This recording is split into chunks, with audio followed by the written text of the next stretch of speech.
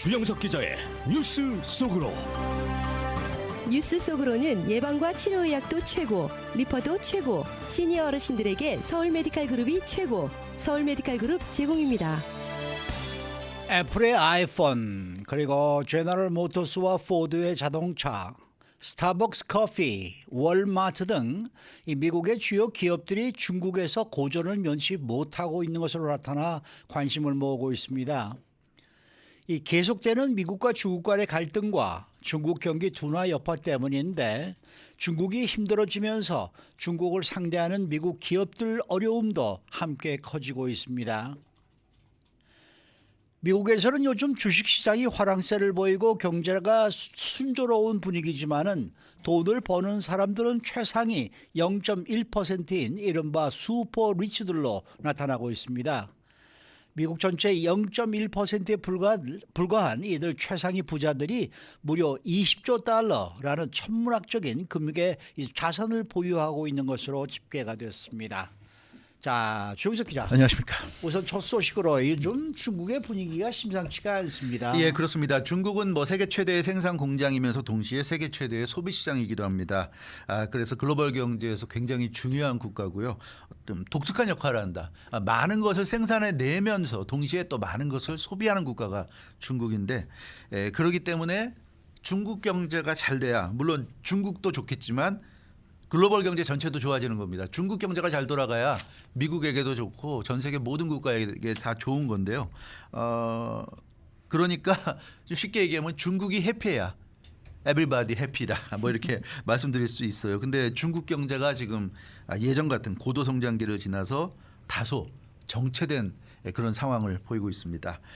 그러면서 중국의 소비력이 예전 같지 않아 보이고요. 여기다가 이제 미국과 갈등이 계속되면서 경제에 상당한 타격을 받고 있고, 그래서 이제 중국 경제가 지금 흔들린다, 휘청인다 이런 얘기 나오고 있는데, 문제는 중국 경제가 중국만 문제되는 것이 아니라 중국 경제가 흔들리면서 전 세계 경제가 지금 흔들리고 있고, 특히 미국도 중국 경제 영향을 지금 많이 받아서 어려움에 지금 처하고 있다는 이제 그런 얘기가 되겠습니다. 네, 그러면은 미국 기업들도 타격을 받는다는 얘기인데요. 네, 맞습니다. 얼마나 타격을 받고 있는 거예요, 미국 기업들이? 그 부분에 대해서 이제 월스트리트저널이 보도했는데요. 컨설팅 업체죠, 맥킨지 앤 컴퍼니, 이 산하에 있는 맥킨지 글로벌 연구소가 이제 보고서를 이제 내놨는데, 그걸 인용했어요. 최근에 나온 이 보고서를 보면 중국에서 발생한 모든 기업들 매출 가운데 미국 기업 비중이 크게 줄었다, 이렇게 보도했습니다. 그게 이제 핵심적인 내용인데, 지난 2006년만 해도 그 중국에서 발생한 모든 기업들 매출 중에 16%가 미국 기업이었는데, 네. 2020년에 10%로 줄었어요. 굉장히 많이 줄은 겁니다. 예. 예. 그래서 지금 하면 아마 이것보다 더 줄지 않았을까, 이제 이런 생각이 드는데, 그러니까 2006년에 비해서 지금은 거의 좀 2분의 1 정도, 절반 정도 수준으로 지금 내려간 것으로 이렇게 볼 수 있을 것 같습니다. 그러니까 중국 대외 수출에서 미국을 비롯한 다국적 기업의 비중도 줄어들고 있는 그런 상황입니다. 2000년대 50%를 넘었지만 지금은 그 3분의 1 아래로 내려갔다는 것이 시장조사기관 윈드의 자료에 지금 나오고 있습니다. 그래서 그 미국과 갈등 때문에 중국이 어려움을 겪고 있지만, 중국이 어려움을 겪으면서 또 아이러니하게도 미국 기업들도 어려움을 겪고 있다, 이렇게 볼 수 있을 것 같습니다. 근데 보면은 미국의 그 유수한 기업들, 아주 대표적인 기업들이 지금 중국에서 어려움을 겪고 있는 것 같아요. 어려움을 겪고 있어요. 가장 대표적으로 역시 애플, 네. 미국을 상징하는 기업 중에 하나인데, 현재 중국 시장에서 가장 고전하고 있는 미국의 대표 기업으로 이 애플이 꼽히고 있습니다.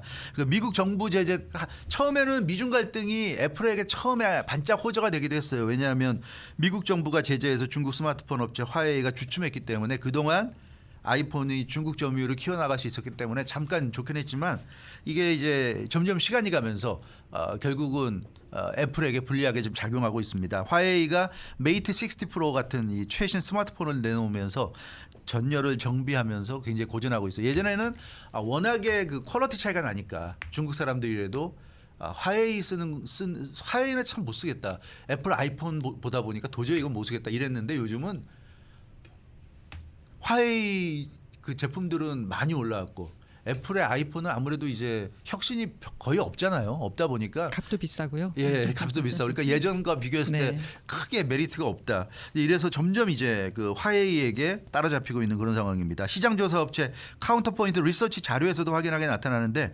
중국의 그 프리미엄 스마트폰 시장에서 아이폰 비중이 2022년 4분기에 79.7%에 달했습니다. 거의 80%였는데 작년 4분기 그러니까 1년 만에 60%로 뚝 떨어졌어요. 그러니까 20%, 1년 만에 무려 20%가 지금 떨어졌고 화웨이는 같은 기간에 그러니까 2022년 4분기에 8.8%였는데 지금 2023년 4분기에 26%. 그러니까 3배가 뛰어오른 거죠. 그래서 지금 화웨이의 비중이 점점점 중국에서 올라가면서 애플이 점점 내려가고 있는 그런 상황입니다. 네, 그럼 올해는 좀 어떻습니까? 애플도 정신을 좀 차려서 올해는 중국에 좀 많이 팔아보자 네. 했을 수도 있는데. 근데 올해도 여전히 애플은 좋지가 않아요. 네. 예, 그 중국 정보통신연구원의 그 데이터에 따르면 예. 애플 아이폰의 중국 시장 출하량이 크게 좀 감소했습니다. 1월에 550만여 대를 기록했는데 이게 전년 동기 대비 그러니까 2023년 1월 대비 39%다 급감한 수치예요. 근데 2월에서 240만여 대에 그쳐서 전년 동기 대비 33%나 줄었습니다.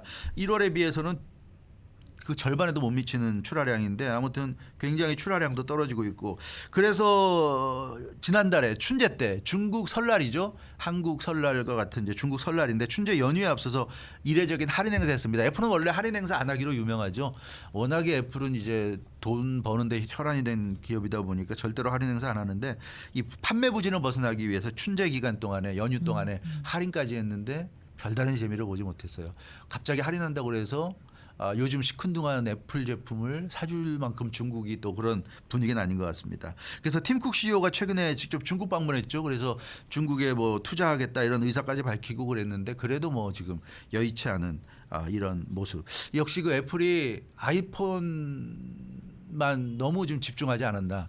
그 자동차 뭐 무인 자동차 개발한다고 그러다가 없던 일 돼버리고 있고 AI 개발에도 크게 지금 뒤처졌고 애플은 지금 아이폰 말고는 볼만한 게 없어요. 네, 그 그렇죠. 뭐 별다른 게 없기 때문에 생각보다 굉장한 위기가 아닌가. 지금 애플이 과연 아이폰이 이렇게 막히는 상황에서 뭘 가지고 지금 애플이 살아날 수 있을지 좀 걱정스러울 정도로 안 좋은 상황입니다. 애플은 아이폰이 말입니다. 미국에서도 보면은 매년 그 사던 사람들이 많이들 이제는 안 사요. 네, 그래요? 그렇죠. 바뀔 네, 때마다 네. 말이죠. 네, 네, 뭐 맞아요. 바꾸던 사람들이 있었는데 네. 그게 아니더라고요. 그러니까 뭐 3년 전이나 지금이나 뭐 퀄리티가 그렇죠. 똑같다. 퀄리티가, 뭐 저기 네. 이런 식으로 얘기들 많이 하더라고요. 네. 근데 이 애플 외에도 지금 미국 기업들이 중국 시장에서 많이 고전하고 있지 않습니까? 고전하고 있어요. 자동차 보면 이제 GM과 포드인데 GM도 2017년 기준으로 200만 천여 대를 이제 팔았는데 2022년에는 118만 3천여 대 거의 절반 정도로 판매량이 줄었고요. 포드는 2017년에 100만 6천여 대 팔았는데 2022년 40만 7천여 대 여기 뭐 절반 이하로 떨어졌습니다. 그래서 미국을 대표하는 두 자동차 기업 GM과 포드도 중국에서 고전을 면치 못하고 있고 테슬라 같은 경우는 워낙 전기 자동차가 이제 막 시작이어서 그런지 테슬라는 2017년에 15,000여 대 판매했는데 2022년에 74만 7천여 대를 판매해서 이 뭐 엄청나게 급증했죠. 2017년과 비교하면 5년 만에 몇 배입니까? 이게 거의 70배 이상 올랐지만 근데 최근에 이제 비아디를 비롯한 중국 전기차 업체들의 도전이 거세서 맞아요. 테슬라도 요즘에는 좀 고전하고 있다는 소식이 계속 나오고 있고요. 유통 소비재 기업들 뭐 월마트, 스타벅스, 에스티라더 같은 이런 기업들도 중국에서 한동안 재미를 많이 봤는데 요즘은 상당히 지금 고전하고 있습니다. 중국 내에서 경쟁이 격화되고 있고요. 그리고 소비가 둔화되고 있고 이런 것 때문에 이런 그 유수한 미국 기업들도 어려움을 겪고 있다는 소식입니다. 자, 이번에는 미국 경제 네. 소식입니다. 미국의 자산의 쏠림 현상이 더욱더 심화되고 있다. 이런 네, 내용이 있습니다. 맞습니다. 코로나19 팬데믹 종료 이후에 지금 경제가 회복세에 들어왔는데요. 네. 그 다행히 경기 침체를 비껴갔죠 우리가. 그렇죠. 예, 빠지지 않았고요. 인플레이션도 잘 극복해 나가고 있습니다. 그러면서 최근에 증시까지 화랑세를 보이면서 미국인들의 자산이 전반적으로 늘어났습니다. 평균을 내보면 미국인들 자산이 늘어났는데 문제는 최상위 0.1% 이른바 슈퍼 리치에 부가 집중되는 이 부의 쏠림 현상이 있다 보니까 평균을 내면 우리도 다 자산이 늘어났지만 실제로는 우리 자산이 아니고 다 네. 최상위 그룹의 자산이다 이렇게 말씀드릴 수 있겠습니다. 아니 근데 뭡니까 네. 이 저 부의 쏠림 현상에 대한 무슨 어떤 구체적인 수치가 나오고 있어요? 예, 수치가 나왔어요. 블룸버그 통신이 보도했는데요. 연방준비제도의 최근 보고서를 인용해서 보도했습니다. 연방준비제도 보고서에 그런 내용이 나오는데 2019년 말 이후 미국 최상위 0.1%가 보유한 자산이 그 얼마냐면 20조 달러. 이 0.1%가 가구로 치면 13만 3천여 가구 정도로 추산됩니다. 그러니까 미국 전체에서 13만 3천여 가구가 보유한 자산이 20조 달러. 20조 달러가요.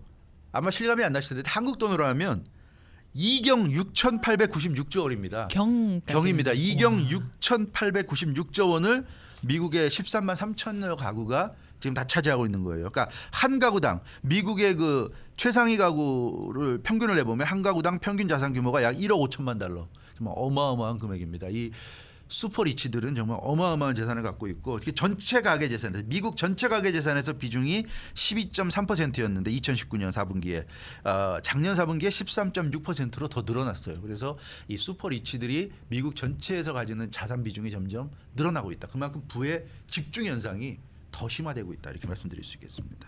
1%도 아니고 0.1%가 갖고 있는 자산인데 아니 이렇게나 자산이 많은 슈퍼 리치들 경우에는요 자산을 주로 어떻게 갖고 있는 거예요? 그게 이제 궁금한데요. 예. 자산의 절반 가까이를 주식과 절반 가까이 주식. 뮤추얼 펀드 형태로 네. 좀 보유하고 있다고 그럽니다. 주식은 다들 아실 거고요. 뮤추얼 펀드라는 건 이제 유가증권에 투자할 목적으로 설립한 투자 회사죠. 네. 그래서 우리가 뭐 펀드 매니저 이런 얘기 있는데 그런 식으로 이제 뮤추얼 펀드를 하는 거죠. 그래서 주로 주식이나 뮤추얼 펀드로 투자하는 게 거의 절반에 달하고 최근에 그 뉴욕 증시 랠리 때문에 이 슈퍼리치가 보유한 주식액이 3조 달러 이상 증가했다고 그럽니다. 그래서 참 네. 돈이 돈을 낳는다는 게 정말 맞는 말이 아닌가 싶습니다. 이 슈퍼 리치들이 투자를 하니까 주식시장이 활성화되고 있다 이렇게 보는 거예요. 그렇게 볼 수도 있을 것 같아요. 그렇겠네요. 예. 그렇겠네요. 그래서 옥스팜 인터내셔널의 분석을 보면 미국 200대 상장 기업의 순이익을 분석해 보면 2022년에 1조 2,500억 달러의 순이익을 기록했는데 2018년에 비하면 4년 만에 63%나 어마어마하게 증가한 겁니다. 근데 그 약 90%인 1조 1,000억 달러가 주주들에게 이제 돌아가는 건데 자사주 매입, 배당금 지급 등 방식을 통해서 돌아가는데 결국 그 슈퍼 리치들이 이렇게 주식 투자하면 결국 자사주 매입이라든가 배당금 지급 등을 통해서 돌려받는다. 수익을 올린다. 이렇게 볼 수 있겠어요. 그래서 네. 슈퍼 리치가 돈 버는 가장 전형적인 방법이 바로 이런 방법이라고 말씀드립니다. 자사주 매입, 자사주 배당금 매입. 지급. 지급, 네. 예. 그렇게 되면은 같은 부자여도요. 슈퍼 리치하고 그냥 일반적인 부자하고도 또 차이가 나지 많이 않겠어요? 납니다. 예. 그래서 상위 10% 우리가 그러면 예. 상위 10%만 해도 미국 내 전체에서 상위 10%면 엄청난 부자들인데 그렇죠. 그런 부자들과 이 0.1% 슈퍼 리치와는 네. 분명한 레벨의 차이가 있는데요. 상위 1%의 자산 비중이 2019년 말 18.1%에서 2023년 말 16.7%로 하락했어요.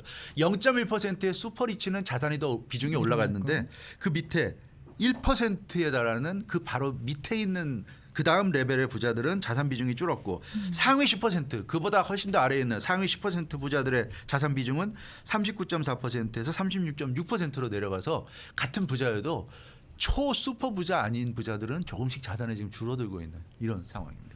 그럼 가장 크게 이 자산의 손실을 입은 계층은 어디예요? 그 블룸버그 이번 보도를 보면 역시 중년 세대와 교육 수준이 낮은 가구가 가장 자산 손실을 많이 입은 것으로 나타났어요.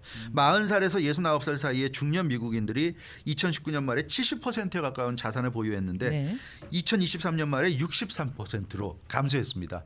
그러니까 4년 만에 7%나 자산이 줄었어요. 그래서 40살에서 69살 사이의 중년들의 삶도 참 피곤하다는 걸 알 수가 있고 반면에 70살 이상 노년층이죠. 2019년 말 24.3%의 자산을 보유했는데 2023년 말에 30.8%로 크게 늘었어요.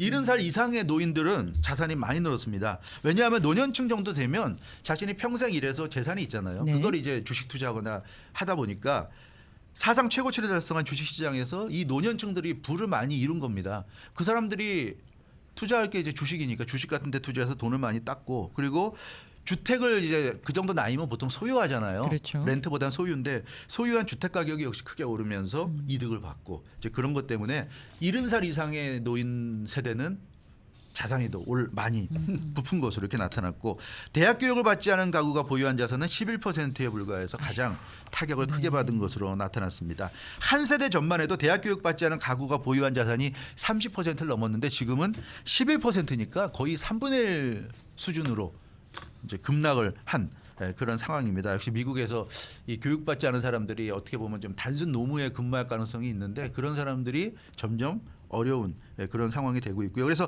블룸버그가 내린 결론은 이겁니다. 팬데믹 시기에 미국은 경제 회복을 이루는 데 성공했지만 증가하는 불평등, 경제 불평등을 개선하는 데는 실패했다. 이게 블룸버그 통신의 결론이 되겠습니다.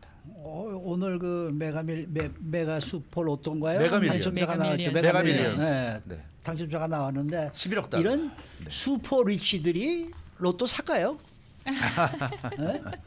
그 돈도 껌값으로 여기지 않을까요? 아니 11억 나는 달러도. 살 것 같아. 아 그래요? 네, 살 것 같아. 네. 이게 10억 달러 올라가고 그러면 난 분명히 살 것 같아. 네. 슈퍼 리치들이 안 살까요? 어떻게 보세요? 살 것 같긴 해요. 또 그분들은 또 그런 도박하는 재미를 아는 네. 사람들이니까 네. 뭐 다 다익선이니까 돈은. 도박할 겸해서 아마 사지 않을까. 네. 수고 많으셨습니다. 주영석 기자였습니다. 뉴스 속으로는 예방과 치료의학도 최고, 리퍼도 최고, 서울 메디칼 그룹 제공이었습니다.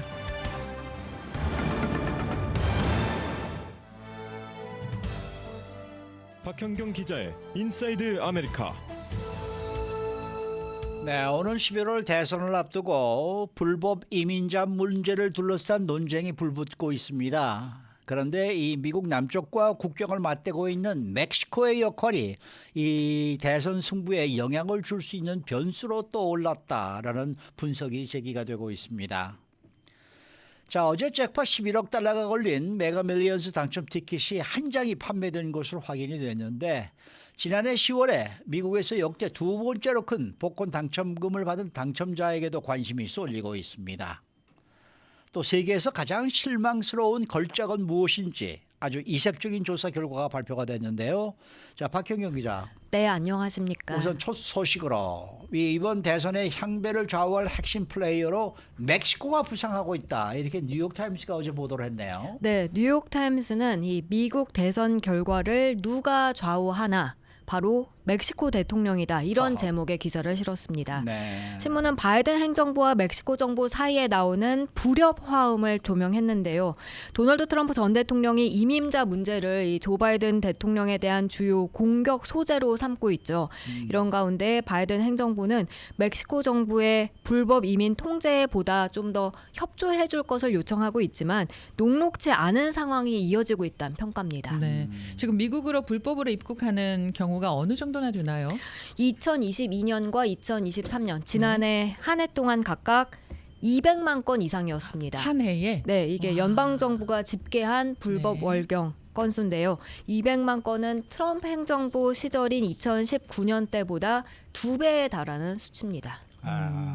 근데 사실 바이든 대통령이 취임하고 나서 카말라 해리스 부통령이 왜 멕시코를 방문했지 않습니까? 네네. 그때 가가지고는 좀 실수를 했어요. 그때 뭐 니네들 오지 마, 뭐 이런 식으로까지 얘기를 하고 그래가지고 그랬죠. 좀 비난을 많이 받았는데 어쨌든 그 뉴욕 타임스 보도에 따르면은 바이든 행정부 뭐 공개적으로는 이 미국의 그 대멕시코 외교가 성공적이다 이렇게 얘기를 하고 있습니다만은 일부 고위 당국자들은 이 멕시코 대통령을 예측할 수 없는 파트너다 이렇게 여기고 있어서 서로 다른 입장을 보이고 있다 이런 이제 얘기예요. 맞습니다. 일부 미 당국자들은요.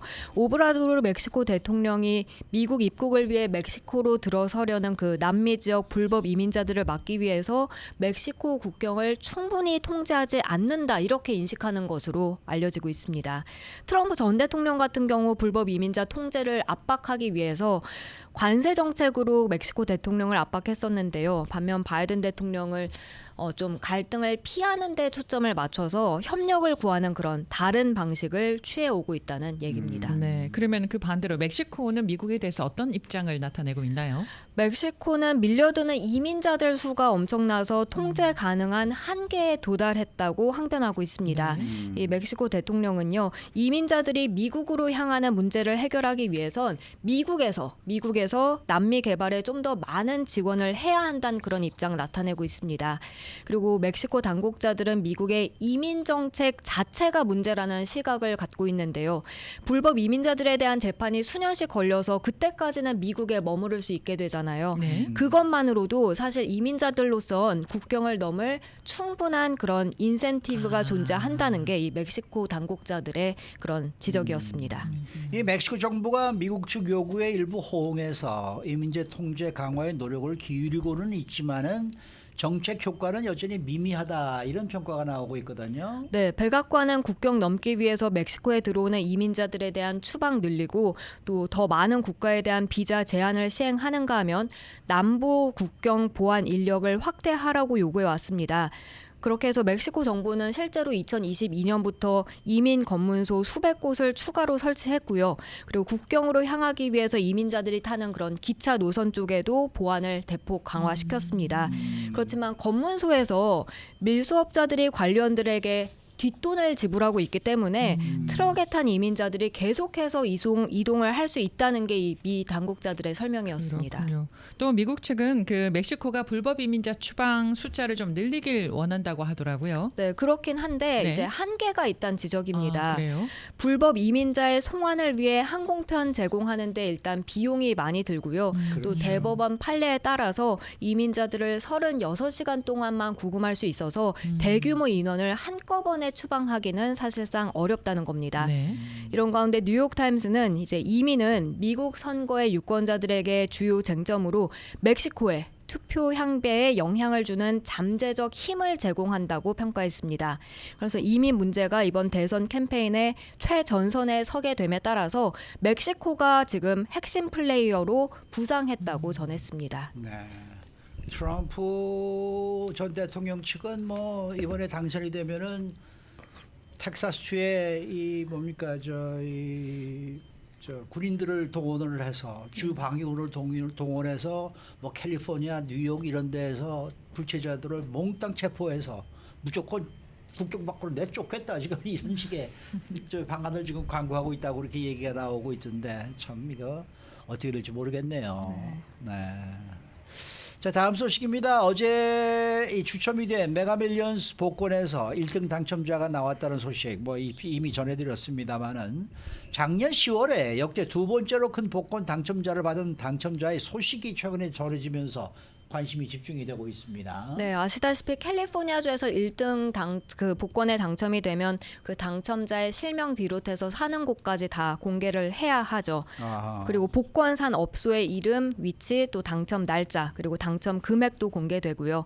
그렇게 작년 10월에 중가주 컨 카운티에 판매된 파워볼 당첨자, 프레지어팍에 거주하는 올해 65살 테오도루스 스트릿 루익이라는 이름의 남성이라는 그 앞선 캘리포니아주 복권국 발표는 이미 보도를 해드렸었는데요. 이렇게 복권국 발표가 나오면서 이 당첨자에 대한 최근 소식이 잇따라 전해지고 있습니다. 당시 17억 6,500만 달러 복권에 당첨됐었는데 이 남성의 스토리를 뭐 뉴욕 포스트, US 선, 영국 데일리 메일 등이 최근 실었습니다. 특히 최근 지금 불고 있는 복권 열풍과 맞물려서 관심이 더 쏠리는 듯합니다. 네, 그때 복권에 당첨되고 고급 주택 막 사고 그랬잖아요. 아, 그거는 1등. 그거는 가장 큰 금액의 가장 복권 큰, 당첨자였고요. 헷갈렸습니다. 네. 자, 그러면 앞서 말씀하신 그분은요. 지금 현재는 어떻게 살고 계세요? 네, 이 1등 당첨자 줄여서 네. 테오라고 부르는 이 남성은 예. 은퇴 후 인구 3,100명인 작은 마을 그 프레지팍에서 조용한 삶을 보내고 있었는데요. 예. 그곳에 있는 미드웨이 마켓에서 정기적으로 파워볼을 이제 구매해 왔고 그렇게 정기적으로. 네, 작년 네. 10월에 엄청난 행운의 주인공이 된 겁니다. 네. 그러고 나서 5개월 동안 당첨금을 받지 않다가 이제 최근에 이를 받아간 네. 건데요. 그렇게 당첨 소식이 알려지고 나서는 마을에서 자취를 감췄고요. 그 자신의 집 앞에다가 무단 침입 금지 안내문을 내걸었습니다. 노란색으로 된 경고장인데 네. 사유지다 이러면서 함부로 침입하면 고소당할 수 있다 이런 문구가 담겼습니다. 이 안내문만 붙인 채 사라진 겁니다. 들어가려고 마음 먹은 사람은 뭐 그거 붙어 있다고 안 들어가겠습니까? 하긴요. 그래서 이 테오의 행방은 어떻게 되는 거예요?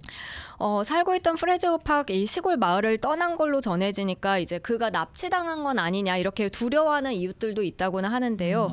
테오 대신 그의 집을 돌보고 있다는 케빈 워튼은 US 선에 나쁜 짓을 하는 사람들에 대한 두려움이 크다고 밝혔습니다. 그렇겠죠. 누군가가 테오의 머리에 자루를 씌우고 차를 이제 납치해서 끌고 갈까봐 걱정된다면서 네. 보안 철저히 해주길 바랄 뿐이고 그 정도 돈이면 꼭 그래야 한다고 했습니다. 그런가 하면 한 지역 총기 판매점 업주는 복권 당첨자의 신원을 공개하는 건 그건 위험에 빠뜨리는 것이라고 맞아요. 걱정을 했습니다. 맞아요. 그러면 현재는 당첨자가 마을을 떠나서 지금은 어디 있는지는 모르는 거네요.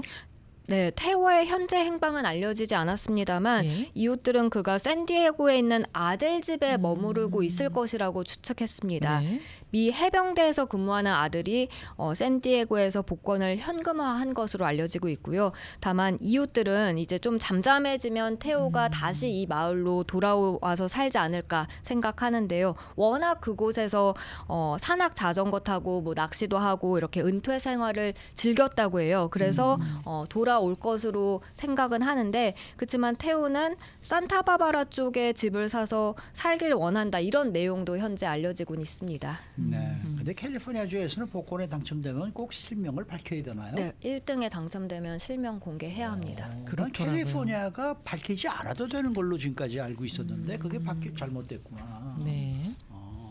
그럼 이거 참 고민이네. 당첨될까봐. 네. 밝혀지면 어떡합니까? 큰일 나죠. 아, 가족의 다른 이름으로 발표하십시오. 다른 네. 이름으로 가도 예. 뭐 라스트 네임은 다 초이로 나올 거 아니겠습니까? 자, 마지막 소식입니다. 세계에서 가장 실망스러운 걸작은 무엇인지 알아본 이색적인 조사 결과가 나왔는데 이게 도대체 뭡니까? 세계에서 가장 실망스러운 걸작 이게 뭡니까? 뭐가 꼽혔어요? 레오나르도 다빈치의 모나리자가 꼽혔습니다. 어머, 그래요? 네. 온라인 쿠폰 사이트 쿠폰버즈가 세계 100대 예술 작품 또 그 작품을 소장한 박물관에 대한 리뷰를 분석해서 모나리자가 가장 실망스러운 걸작이란 결과를 내놨는데요. 그 리뷰에 사용된 표현, 뭐 실망스럽다든지 과대평가 이런 부정적 키워드와 과소평가, 놓칠 수 없는 이런 긍정적 키워드를 기준으로 분석을 해봤다고 네. 합니다. 그런데 모나리자 같은 경우 방문객 리뷰에서 부정적인 언급이 37.1%에 달하면서 가장 실망스러운 걸로 지금 나왔습니다. 왜요? 왜 모나리자에 대해서 그렇게 실망하는 건가요? 네, 이 리뷰 상당수에는요. 예. 인파라는 맞아요. 표현이 포함됐다고 맞습니다. 해요. 맞습니다. 그 루브르 네. 박물관 모나리자 앞에 늘 그런 관람객들이 정말 많이 몰려 있잖아요. 와글와글이죠. 맞아요. 네. 근데 네. 그 인파 뚫고 나아가더라도 그 통제선 사이에 좀 몇 미터 간격이 있어서 사실 작품을 감상하는 것 자체가 네. 어렵다는 겁니다. 그래서 이제 실망스러운 걸로 나오고 있습니다. 그게 너무 멀어가지고 그림이 손바닥만 하게도 안 보여요. 맞아요. 그거 네. 정말 이 실망했다는 표현이 이건 맞는 얘기예요. 네. 그럼 두 번째로 실망스러운 작품은 무엇이었습니까? 역시 루브르 박물관이 소장한 민중을 이끄는 자유의 여신이었습니다. 이것도 또 감상하기에 너무 혼잡한 환경이 그런 부정평가의 줄을 이뤘고요. 그다음 3위는 뉴욕 현대미술관에 있는 기억의 지속이었는데요. 28불 내고 미술관에 들어갔는데 작품이 다른 미술관에 대여되는 바람에 관람객들이 실망하는 경우가 지금 꽤 있다고 합니다. 그래서 지금 말씀드린 것들은 작품 자체보다는 네. 감상하는 경험 때문에 그래서 부정평가의 희생양이 됐다는 평가입니다. 네. 그러니까 이게 가장 실망스러운 걸작 예술품이군요. 그러니까. 네. 네. 네, 그렇게 얘기를 해야 되겠네. 알겠습니다. 수고 많으셨습니다. 고맙습니다. 박현경 기자였습니다.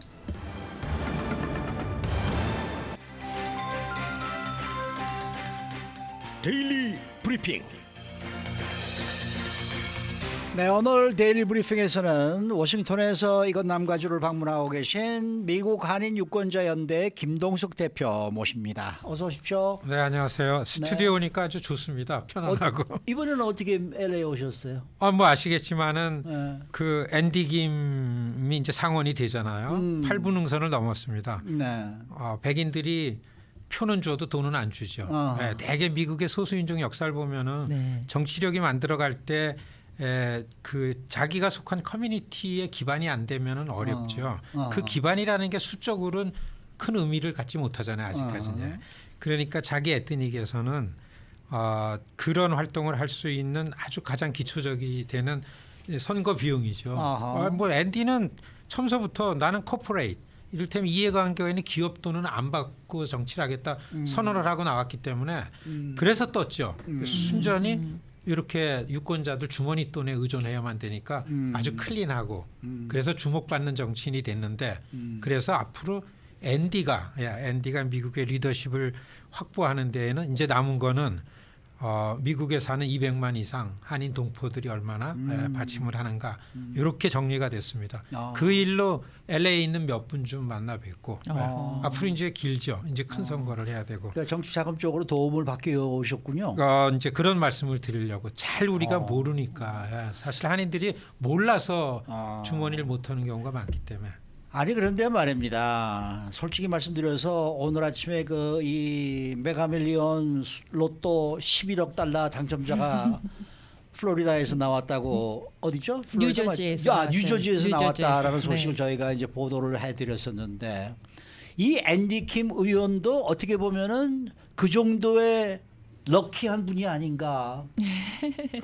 그렇죠. 어떻게 보세요? 앤디 김 의원이 지금 40살 막 넘었어요. 41입니다. 네, 그리고 전문가고 그 입장과 근데 사실 직접 만나면은 정치 리더십 특히 큰 차원의 정치 리더십이라고 보여지는 건 별로 그렇게 금방 눈에 안 띕니다. 사실 우리가 생각하는 거는 좀 이 워딩도 세야 되고 그리고서 뭔가 자기가 갖고 있는 이런 그 소신과 철학 같은 것들이 눈에 팍 보여야 되는데 앤디 김이 비주얼로 평가될 때는 굉장히 처음에 보면 좀 유약하게 보이는 부분도 있고 막 그래요. 그런데 진지하게 만나면은 안 그렇습니다.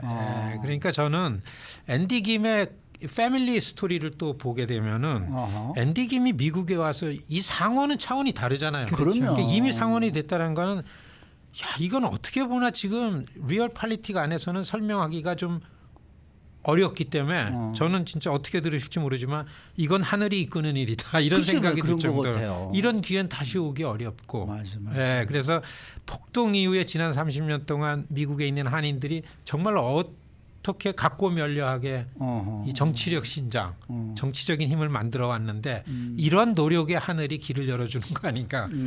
뭐 감히 제가 그런 생각을 하면서 이제 다니는데 그 앤디 김이 시대의 흐름을 너무 잘 읽습니다. 지금 이렇게 클린하게 그리고서 뭔가 미국이라는 시민 사회가 앞으로 나가려면은 어떻게 해야 된다라는 그런 그 포인트를 너무나 명확하게 이해를 하고 있어요.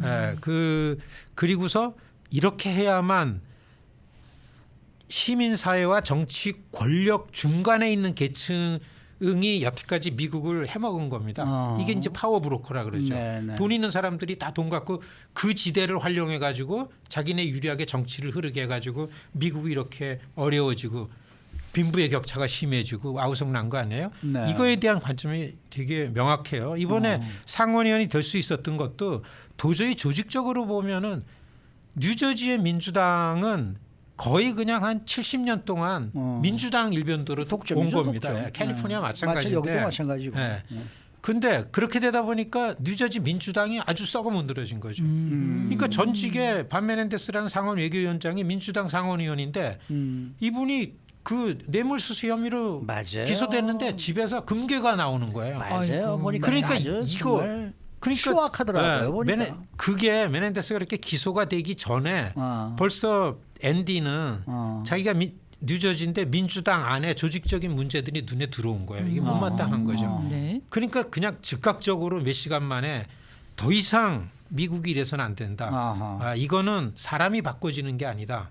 이거는 이 시스템을 바꾸지 않으면 정치를 시민들에게 돌려줘야 된다라는 생각에 제일 먼저 나와가지고 나는 이렇게 어렵게 확보한 하원 자리 이게 중요한 게 아니고 자기가 이번에 안 되면 앤디는 그 하원 자리 잃는 거 아니에요? 그렇죠. 그러니까 나는 그게 목표가 아니다. 그래서 지금도 내가 상원에 도전한 거는 상원이라는 상원직 이상의 거가 더 중요하다.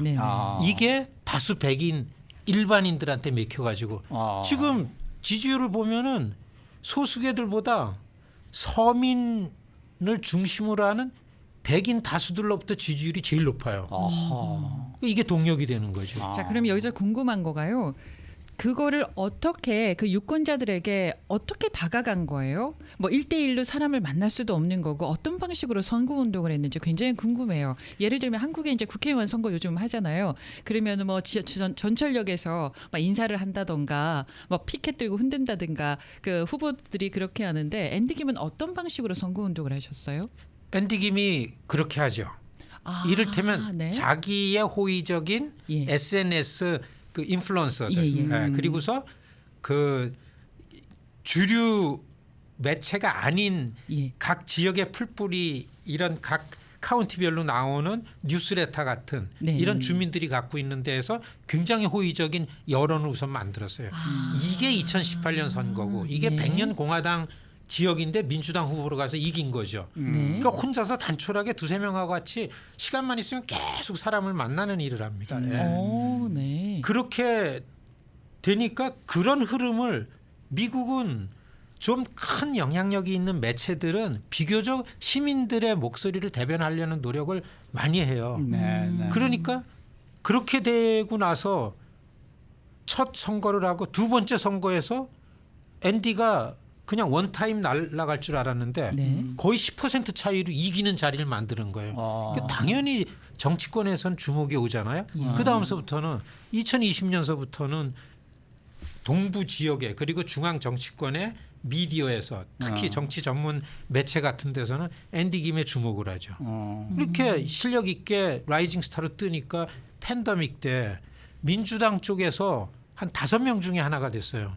이런 팬데믹 상황에 미국에서 살기 어려운 서민들을 어떻게 도울 수 있는지 예산을 어떻게 나눠줘야 되는지를 연구하고 정책을 만드는 5명 중에 하나로 들어가가지고 그 일을 한 거라고요. 네. 그러니까 주류 매체에서도 여기에 픽업하게 되니까 뭐 주시를 안 할 수가 없죠. 네. 아니 그리고 지난번에 뭡니까 그 저 1월달 그 저 트럼프 대통령의 그 의사당 사태 때 거기 휴지 줍는 맞아요. 장면이 말이죠. 그거 그게 또 정말 얼마나 주요했어요. 그 많은 사람들한테 그 뭔가 좀 이렇게 감동을 네. 줬다고 그럴까요? 맞습니다. 그게 네. 그 지난 주말에 워싱턴 포스트 이제 한 면이다 앤디 김 기사가 나왔는데 뭘로 시작하나 하면 앤디 김을 만나봤더니만 하루에 꼭 15분 내지 20분씩 자기는 그 로튼다라 그러잖아요. 이게 원형 돔. 네. 예, 그 아주 유명한 건축에 그 돔 중앙 홀이 있어요. 네, 미국에서 유명하고 전 시민들한테 추앙을 받는 지도자가